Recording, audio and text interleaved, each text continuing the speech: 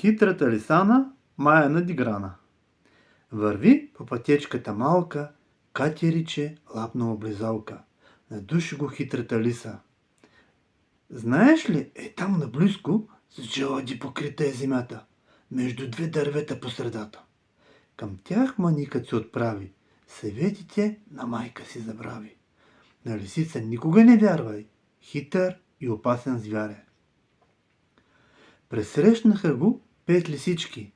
Нали са децата, бяха те всички. За трунтавелка стоеше лисана. Детето тя хвана лесно в капана. Скача рече щяха да закусят. Щеше да им бъде вкусно. То оплаче се и се разплака. До лисичетата касна сврака. Хайде да си поиграем. Твоите игри не знаем. Добре, хванете ме тогава.